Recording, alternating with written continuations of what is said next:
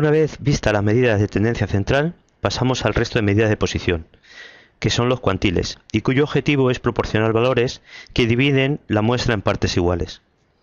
Existen distintos tipos. Por un lado están los cuartiles, que dividen la distribución en 4 partes iguales. Hay 3 cuartiles.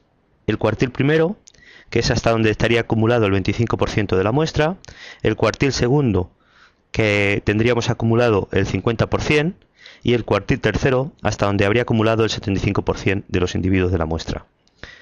Obsérvese que la mediana coincidiría con el segundo cuartil. A continuación tenemos los deciles, que dividen la distribución en 10 partes iguales. Hay 9 deciles. El decil primero, que sería el valor hasta el cual está acumulado el 10% de la muestra, el decil segundo, hasta donde tendríamos acumulado el 20%, y así sucesivamente hasta el decil 9, que dejaría acumulado a un 90% de los individuos de la muestra. Y por último están los percentiles, que dividen la distribución en 100 partes iguales. Y por tanto hay 99 percentiles.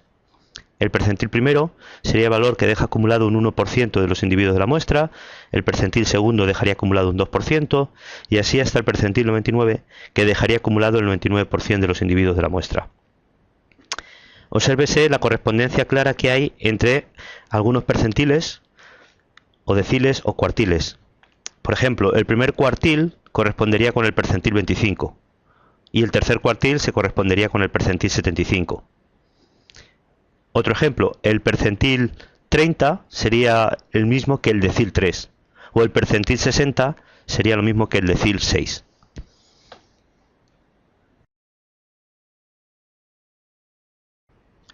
Los cuantiles se calculan de forma similar a la mediana, a partir de las frecuencias absolutas acumuladas o las frecuencias relativas acumuladas correspondientes a cada uno de ellos.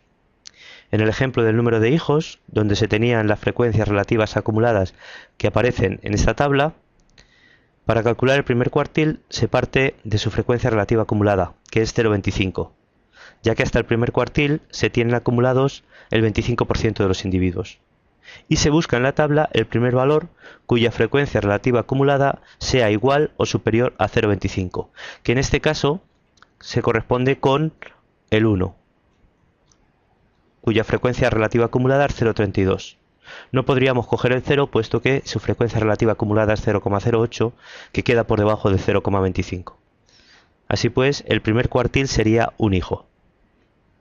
Para calcular el segundo cuartil, su frecuencia acumulada es 0,5, de manera que tendríamos que ir hasta el 2.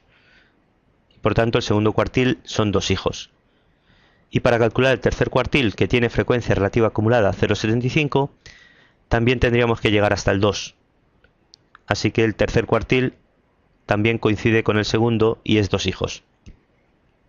Para calcular los deciles y los percentiles se siguen los mismos pasos. Por ejemplo, si queremos calcular el tercer decil, que tiene frecuencia relativa acumulada 0,3, ya que hasta el tercer decil tenemos acumulado el 30% de los individuos, tendríamos que ir hasta el 1. Así que el tercer decil sería un hijo.